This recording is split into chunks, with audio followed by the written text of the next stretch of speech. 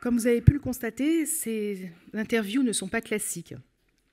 Cette approche des salariés aidants n'est pas tout à fait classique parce qu'évidemment, il faut entrer dans le détail de l'émotion qui est perceptible. Donc nous, juste pour rappeler, le cabinet UB Trends est spécialisé en prospective et en études qualitatives sur le futur du travail, le décryptage et l'analyse des vulnérabilités en entreprise. Donc nous, ce qu'on aime bien, c'est croiser les méthodes et les approches pour être à la fois à l'écoute des signaux faibles, mais surtout des personnes. Et ce n'est pas contradictoire.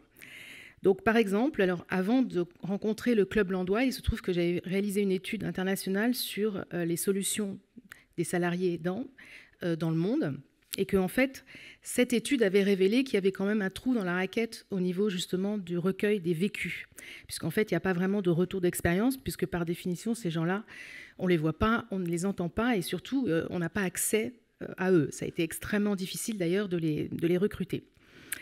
Donc, la réalisation de ces portraits, qui était vraiment du documentaire filmé, est une approche anthropologique qui a été faite par Séverine Enjolras, ici présente, qui est à la fois anthropologue et réalisatrice, ce qui donne cette petite touche quand même particulière. Et donc, je vais en fait juste vous résumer l'intérêt de l'approche anthropologique en 4 points. D'abord, le contexte, puisqu'en fait, l'approche tient compte du contexte socio-culturel des salariés, qui permettent de mieux comprendre leurs valeurs, leurs croyances, leurs pratiques, ce qui enrichit considérablement l'analyse des perceptions. Donc les portraits filmés sont en situation de vie, vous l'avez vu.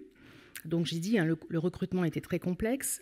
Le deuxième enjeu qui est de taille, c'est l'observation-immersion.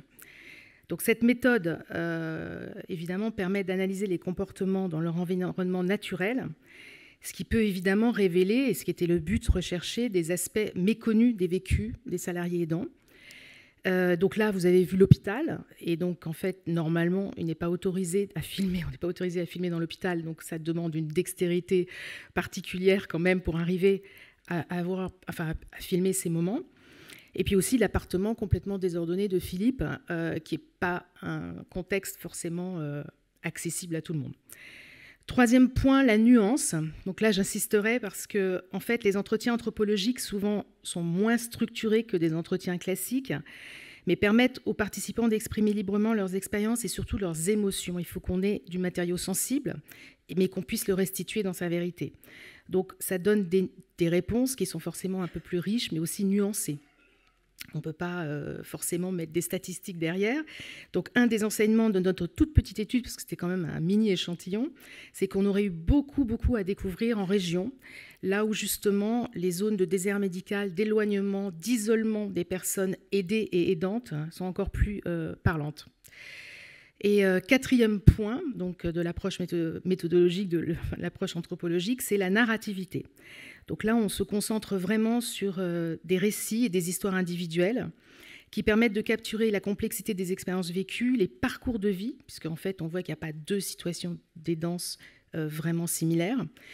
Contrairement à d'autres approches qualitatives qu'on pratique nous-mêmes et aussi en quali, où les questions sont prédéfinies et tellement prédéfinies que finalement, vous loupez le moment où la parole vraie va s'exprimer hors cadre, si je puis dire, et qui pourrait aussi réduire l'expérience à des données. Donc je dis toujours méfiance d'analyser des données brutes dans ce genre d'études.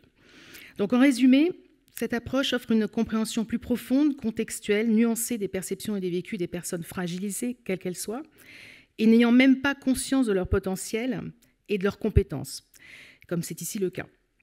Elle vise à saisir aussi des interactions sociales et dynamiques au sein des groupes. Donc par exemple là, la famille, dans la première partie, enfin vous verrez ensuite deux autres entretiens, mais dans la première partie à l'hôpital, Christelle était accompagnée en fait de sa sœur et de sa fille, et en fait Séverine a eu l'occasion du coup de les interroger ensemble et séparément, ce qui n'était pas prévu au départ puisque normalement il ne devait y avoir que Christelle. L'interaction familiale était intéressante, de même qu'aussi dans l'entreprise, et là on voit aussi Philippe avec ses deux enfants qui sont tous les deux effectivement très atteints. Donc, il s'agit vraiment d'une dimension engagée au cœur de la réalité des aidants. Ils ont, bien sûr, vous l'avez vu, un besoin de reconnaissance, d'écoute, parce qu'ils ont peur de la stigmatisation, mais pas seulement, ils ont surtout peur de ne pas être compris.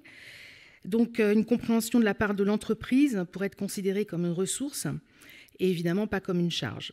Donc, je vous invite à voir les 2 autres témoignages qui suivront dans la période de pause et surtout à ne pas hésiter à venir nous questionner aussi si vous avez des informations, des détails à nous demander sur ces approches. Voilà, je vous remercie, je vous souhaite une bonne matinée.